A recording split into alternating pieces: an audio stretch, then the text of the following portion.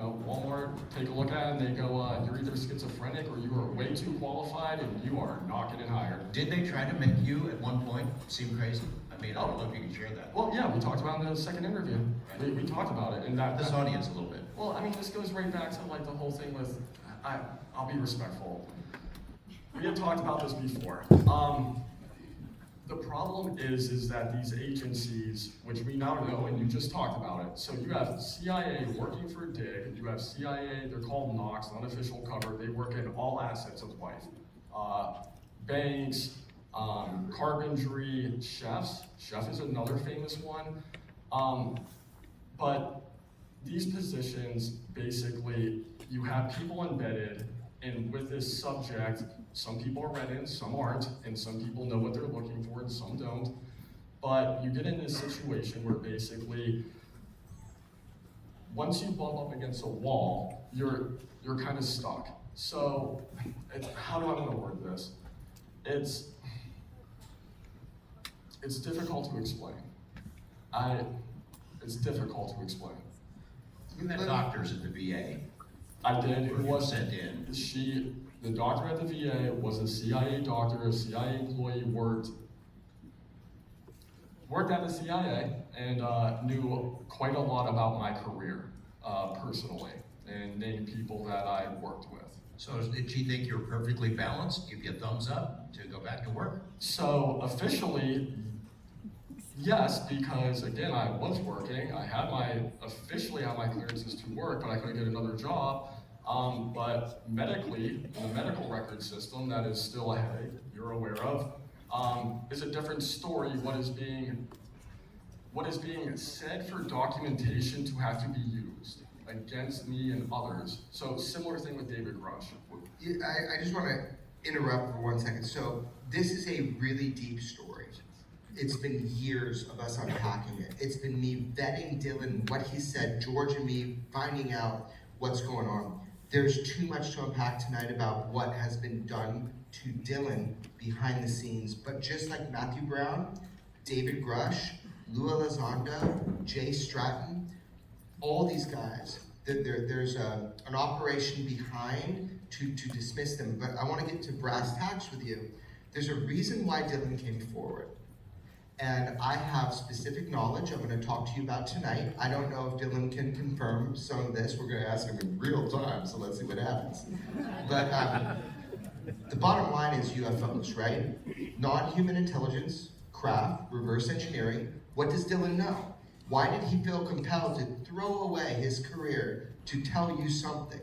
Were they threatening before he decided to talk? Or did he decide to talk and then he got threats? Well, I know, I'm just gonna speak about you like you're not here. I know Dylan, I know his wife Ricky, I know their life. It was years of me being able to trust him. Dylan is telling you like it is. Why we had him testify, not only did he have a personal experience on a base with what we would consider a UAP, although we're wondering if it was reverse engineered by the United States military, but there's something else. And that's something else we're going to talk about tonight because you did not hear him testify about it in front of Congress. So tonight, for the first time, we're going to talk about that. So let's get to brass tacks. Let's start very simply. You were on a base, official capacity. You were an all-source analyst. You were working at night. You went out for a cigarette break. I think this audience wants to know, what did you see exactly? So one correction, I was a geospatial analyst at that time. Yeah, as I testified to, I was in there smoking a cigarette and a light pops up near the NASA hangar. I can't tell you if it was in it, I can't tell you if it was landed next to it, I can't tell you if the light was just off. I see a light pop up from the hangar, about 50, 100 feet, pops up, stops, finish my cigarette, start walking up to it to go walk around the track. Light flies right to me, stops 50, 100 feet in front of me, and as I said, I can't tell you if it was active camouflage, I can't tell you if it manifested, but a approximately 100-foot triangle, equilateral triangle, about 1 to 2 stories thick, stops right above me, cell phone gets hot, completely freezes, static electricity, and it had this gold lava-like fluid, I can still see it, and it's just hovering there for about 3 minutes. The center light flashes, it was a white light. The center light was about 2 to 3 times bigger than the corner lights. The center light flashes and just takes off. I estimate commercial jet level. I can't confirm it, but shoots straight up, stops. I get my cell phone reset, and as I'm resetting my cell phone, I can smell a thunderstorm. What smells like a thunderstorm? Yes, that is the term that is commonly known in the IC for it. Jeremy said ionization, and it gets up there, and I'm trying to take a picture, and I'm like, nobody's ever gonna believe this. I was on my phone with a buddy of mine who's a federal government employee at the time, and I get him back on, like, you're never gonna believe this. And it just hovers there, and then it starts to go right over the Atlantic Ocean, and if I didn't watch it do it, it would have looked like a satellite. It would have looked identical to just a slow-moving satellite trying to go over there. But it had an instantaneous acceleration shot up to the sky. In my estimation, commercial jet level in seconds.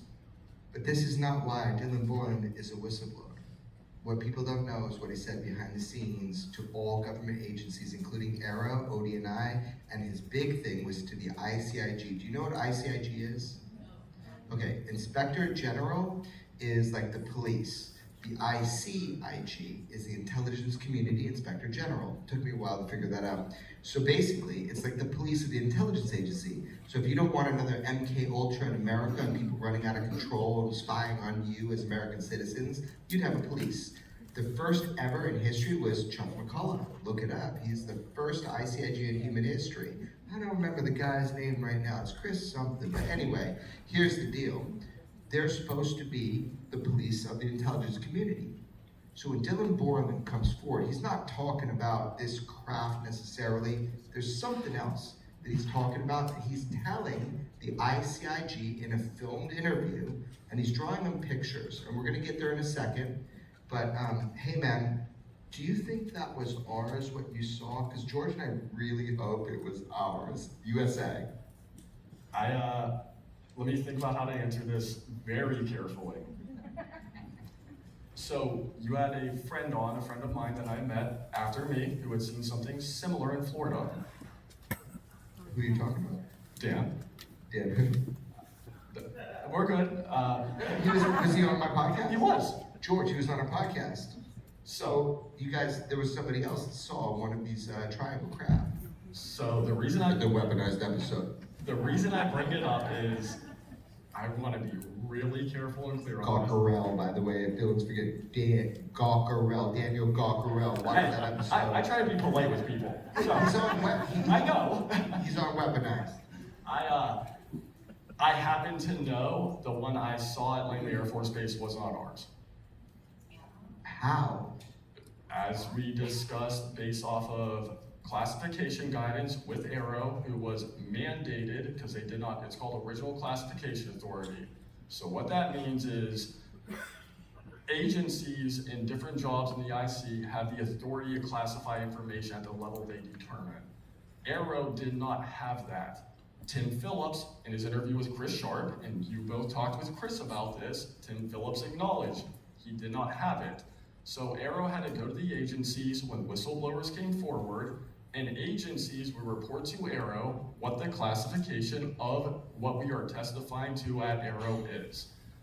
ARROW classified certain things, but ARROW did not classify that triangle, and if it was ours, they would have classified it as they did with other things related. Oh shit, I'm just realizing something. I'm like a caveman. So in your assessment, because of the classification process, that triangle you saw that day over or near the NASA hangar, where's Mike Gold when we need him, was not ours, meaning the United States. I am 99.99999% sure. There's other things with it that are classified that it did do. Whose was it then? China, Russia, whose was it? My opinion, none of the above. Can you sort of bring us up to date on, okay, you're on a base, you see an unknown craft. A lot of service members have done that, intelligent people have done that. It didn't get them in trouble, didn't get them in a position where you are. What is it that led you to be on the wrong side of the law kind of a thing with these IC folks? What got you in trouble? Is it learning other things other than just seeing that craft, or learning inside information about what we would call legacy program? I think it's a combination of both. I think the problem is that I had talked about this, and a friend of mine, one of my tech sergeants, had heard me talking about it, and he was like, hey, you probably don't want to say that. But when I had stumbled my way into BAE systems after I finished my master's degree, there were people there that were well informed of this subject, what people would call legacy program employees, and heard me talking about this and some other things. And they had assumed that I was read in because of what I was saying about how to hide these things in private companies, having seen the triangle, having done X, Y, Z.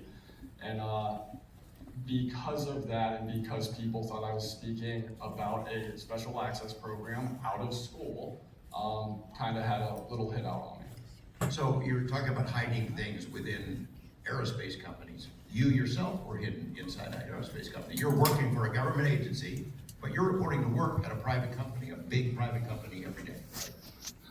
That is fair to say, yes. Dylan has certain restrictions. I just got on a call today with Chuck McCullough, who's our George is my federal lawyer, and we're like, hey, we gotta protect him. He's about to talk publicly. What, for the first time outside of Congress, Dylan Borland is here with you. So this is like a wild west.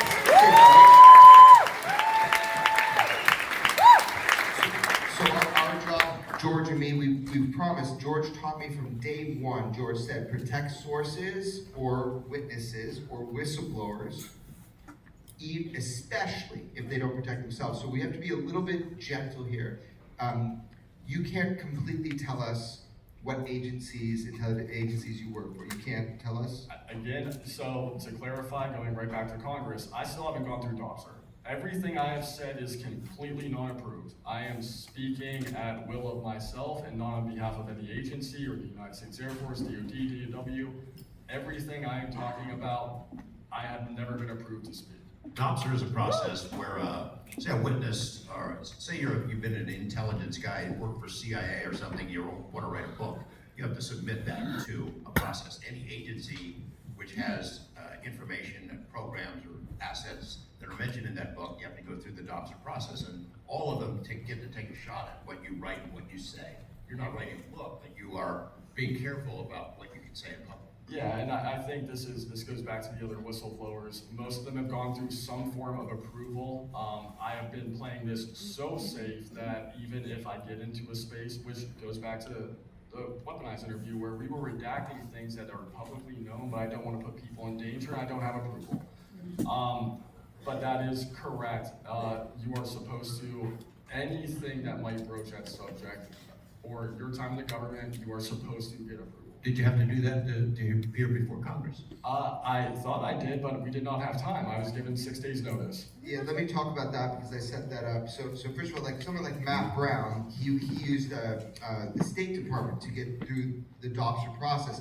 Dr. James Lakatsky, George's friend, he ran the UFO program for the Defense Intelligence Agency. He came on our show a bunch of times. He hasn't done a bunch of shows. He went through DOPSR to be able to tell George, we have a non-human intelligence UFO in a holding base and we breached the whole of it. That's a gigantic admission. That is disclosure of a non-human intelligence craft, right? Yes, and it took, we co-wrote a book called Skid Markers of the Pentagon. It took 14 months to get through the DOPSR process. We thought it would never end. I think Jay Stratton, who was in charge of the UAP task force, was part of OSAP and ATEP. He's still waiting. It's been a year and a half, 2 years. And it's Lou Elizondo, it's Jay Stratton, they all got to push through, right, to the DOPSR process. But Dylan is kind of freeballing it. Dylan's saying, he is, he's saying, I have to be so careful, but there's a reason why I brought Dylan in, and I just want to give you insight, if I can, real quickly about what that's like. Congress will tell me there's a hearing coming, and then I'll say, good luck, what do you need? I'll hear nothing. And then all of a sudden, I get a panicked phone call. It's supposed to be in 3 days. I'm like, what are you talking about? This is how it works. And then I'm like, okay, so you give me 3 weeks, and you will have first-hand people. Who do you need? What do you need? And then I put them through the ringer. Dylan did it with me twice. Just like, can he talk publicly? So I'm literally on these video calls every damn day for 2.5 months sometimes prior to a hearing, and it's like there's these national security spooks, there's people recording the calls, and I said, sure, I'm recording it too. They're like, that's illegal. I go, okay. You're recording it, you're a federal agent, you work for me. I record every fucking call, and I told them. So here's the deal. Dylan's going through this process. He has no idea if he's gonna testify. What is his life going to be like? And guess what? Like George and I were supposed to testify with 12 videos out of the 46 you're about to see, they say, which I believe, and they stymied us, and we weren't able to show you those videos. So with Dylan, it's like, he had, what, was it 4 days? I called you 4 days before. Yeah, so we had gone through the process. It was, the other people were selected, and I was kind of... Maybe. Yes, for that whole Is time. it dangerous what you're gonna say? No, it's... That's what they were thinking. Well, yeah, obviously. Not Congress, by the way. Rep Luna, Rep Burchett, Rep Burleson, they are fighting for you. They are pushing for you. Yeah, I don't care about politics. I don't care about that. They are fighting for you. So the whole thing with Dylan is 4 days before, they're like, oh yeah, okay, you can now talk. And it's like, he had no time to prepare. How do you do a dobster in 4 days? You don't. Well, You don't. one quick thing we got to remember too is my attorney for the IG had specifically told me not to talk to Congress, and when I was asked to do it, I said I will talk to Congress, and this goes back to our interview, which I said I have now gone not against my attorney's wishes at the time. Always go against your attorney's wishes. Just push, push, push. Let's go, motherfuckers. Yeah, I volunteered to do this. You know, side note, and you're aware, the big thing with me, look, you guys and every human being in America holding their country responsible and making sure they're accountable is extremely important. For me, UFOs is the backdrop to government corruption and crimes committed against employees and citizens of the United States. That's why I came forward.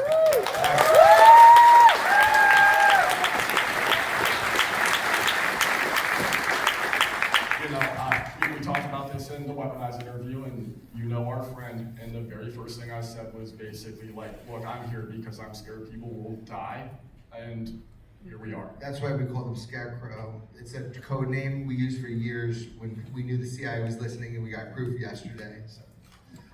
Can you give this audience, not everyone is up to speed on every term we're using or your whole story, but can you give us your opinion? You don't have to spill any state secrets, but about legacy programs, UFO legacy programs that are allegedly hidden in aerospace companies, hidden in the bowels of agencies where we are reverse engineering or attempting to reverse engineer alien craft of non-human origin. We don't know if they're from other planets or other realities. What do you think about those? Do we have those things? I'm going to be really careful here. I will quote Lou, Dave, Lukatsky, and play this game because we're starting to brush into things that are getting a little spicy. Having a feeling, knowing where we're going with things, I'm going to say 100% yes. I don't know how far we haven't planned this interview out. And you drew some pictures. Okay, well, hold on. We gotta be real gentle here. Yeah. So in Weaponized, if you watched it, you saw Dylan draw a photo of a triangular craft that he saw come up. He drew that for the ICIG. He drew that for Arrow.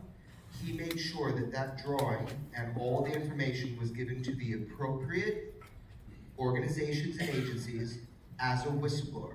Dylan Borland is a whistleblower. But there's a twist. So I don't know where you want to go with this, but what were you asking? I'm scared where you're going to You go. kind of blew my question out of the water there. I'm kind of scared a little too. Are you allowed to say to this audience what you drew pictures of? Let me talk for you after you answer that. I can say I drew a picture of a triangle and other drawings, as I have said already. Other drawings, that's as far as we can go. Okay, hold on. So I'm going to spill the beans now to this audience, and I think it's Right. time that we do it. Yeah. So And if I fuck this up, George, that's why you're my mentor in journalism, okay? I'll write you in prison.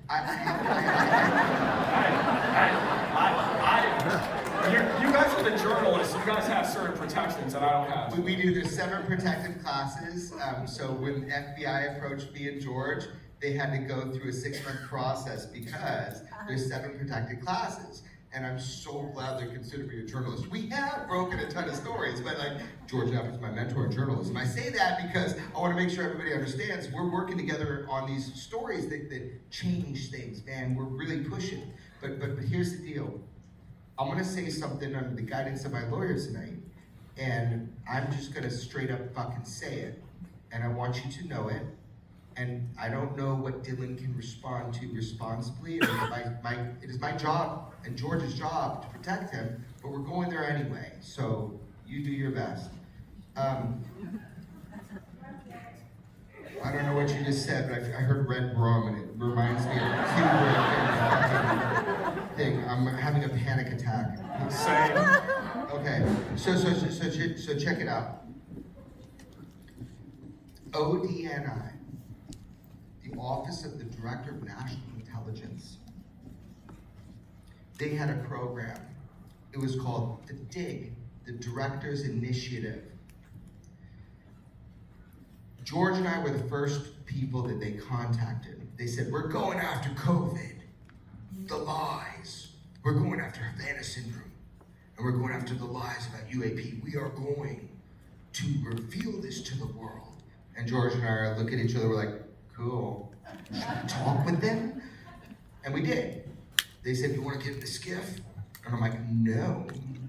Do you want to come to the visitor center? I'm like, yeah, that sounds good. So we went to the visitor center because we figured we wouldn't have to put our phones in a box, but we actually ended up having to put our phones in an agent's car, which was a mistake. Yeah, for real. And I don't know, I think for real. Who knows? But Odie and I was studying the UAP thing, and they were like, we're gonna get to the bottom of this. And George and I were, he was cautiously optimistic is what he would say, because he's never optimistic. And I was like, these motherfuckers are trying to get everybody, but we're, but we went. First contact. And I said, okay, she's cool as hell, but you need somebody who's a bulldog. And I said this to a higher up. We got a bulldog. I like the guy. I really like the guy. I'd love to have a beer with him sometime. But he did some dirty shit. I think he did. So here's what happened. They asked us who's willing, as far as whistleblowers, to come forward and talk to us and tell us what's going on with UAP. So I'm like, oh my God, Lou Elizondo, Jay Stratton, Matthew Brown, Dylan Borland, Daniel Cockerill, like there's a ton of people, like Commander Fravor, have you talked with him? He's a baller. Are you ready? He was here, by the way, a number of years ago. Right, so I was like, okay, no problem. So George and I put a bunch of people in, but we warned them. Initially, we used names that they should have known already. Yes. We didn't use all the names of whistleblowers, for example. We used the names that Dr. Lakatsky, Jay Stratton, Lou Elizondo, people they should know that they should have approached before they approached us. And we asked everybody that we put in. I called Dylan. I'm like, do you want to do this? I called Matt Brown. I called David Grush, and David already knew the investigation was going on. But like, do you want to do this? And, they say they're really going after it. So that's kind of how it started. So Odie and I had an investigation called the DIG. Tulsi Gabbard is the head of Odie and I. And I really, from my friends that know her, like, she's straight and on the level about UAP. So we go in, George and I, into the visitor center. I didn't want to get in a skiff. Our phones were still taken. So we go in, and they tell us, we're going to get to the bottom of this. And this is 9 months of me recording every single phone call. Not accidentally, by the way. My cameras just record shit at my house, and I always talk on speakerphone. It ain't my fault. It's not my fault. It's been happening forever. But here's the deal. He swears all of my confidential conversations with him are not taped. So. Nobody cares about the Odin and the cats pissing on the artwork.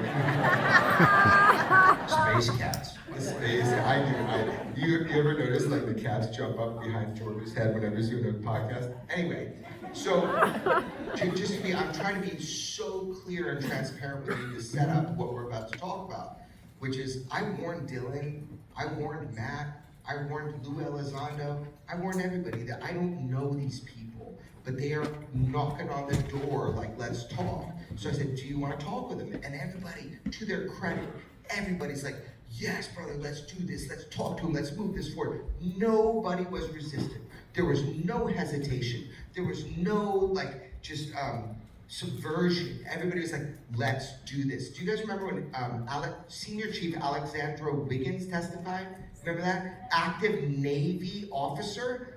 Oh my God, the amount of bureaucracy I had to go through to even submit his name is insane. That dude and people like that, everybody's willing, everybody's ready to go. So Odie and I don't want to vilify Odie and I.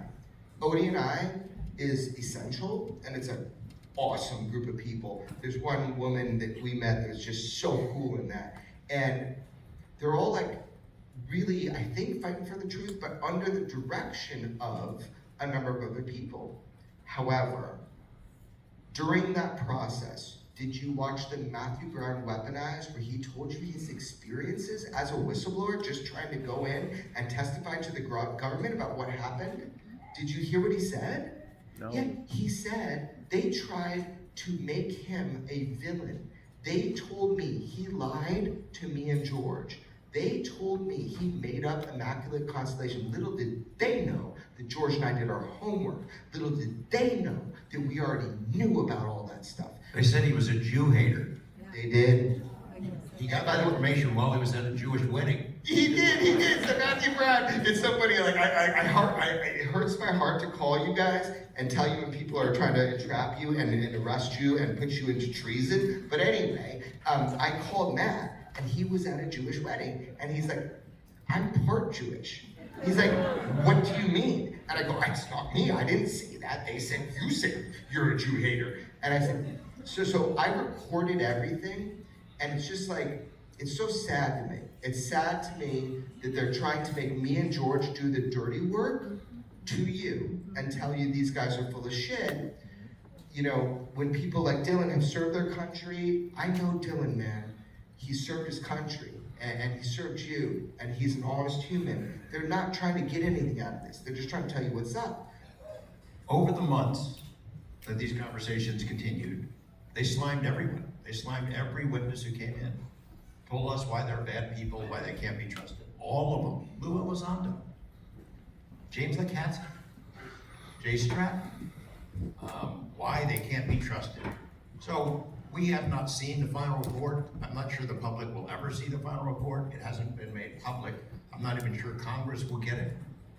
But we have a general, pretty good idea about what is in that report, and it's not very complimentary about the topic. We believe and suspected from the beginning that after we figured out what the agenda was, that the real purpose of this ODNI investigation, as it's being led by the director's underlings, was to cut the legs off of congressional interest in the topic, to get the media to not take it seriously, to get Congress to back off and focus on something more important and something legitimate.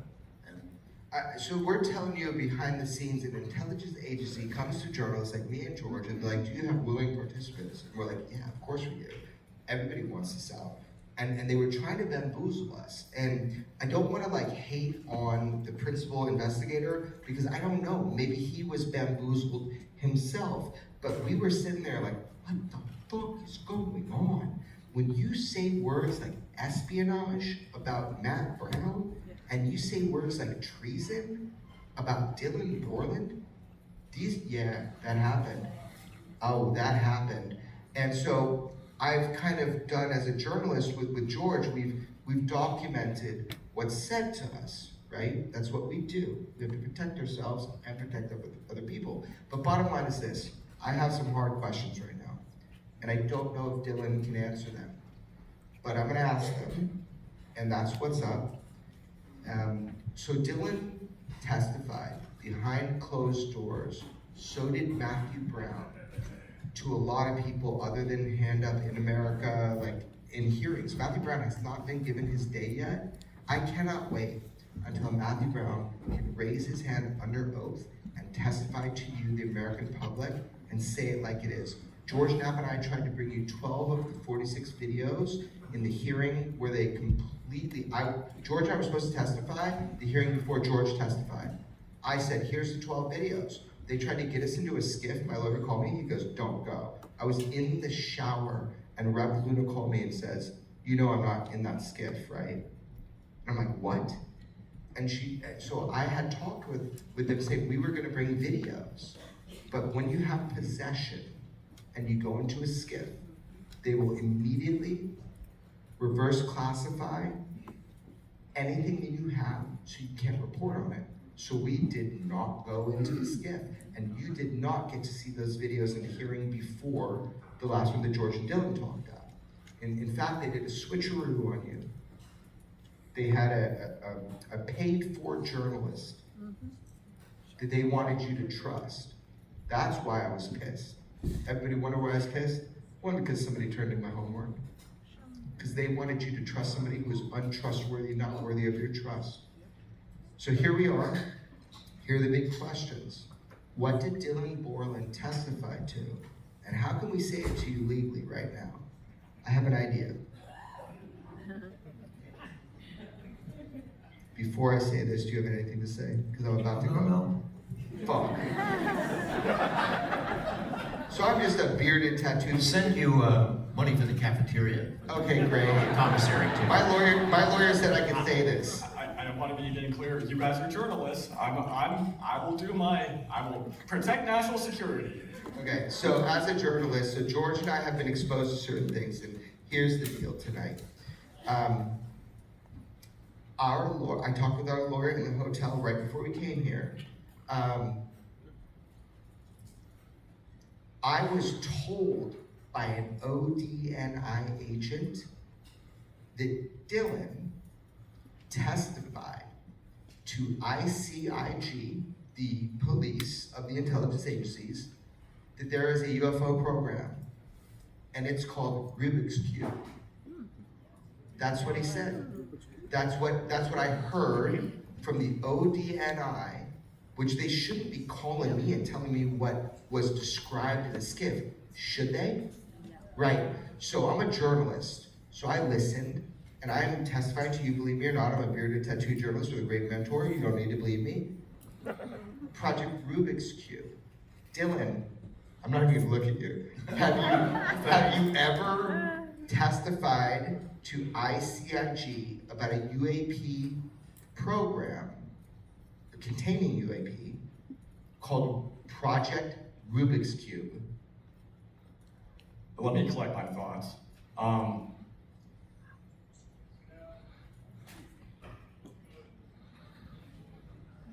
I am not in a skiff.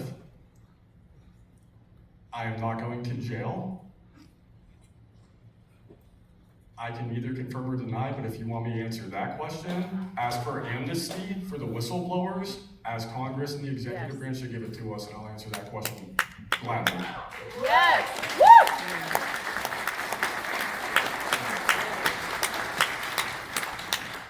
Is the thing where, now that Congress is open about its interest in the topic and it's asking whistleblowers to come forward, the media, a greater number of media at least than years past, are covering it.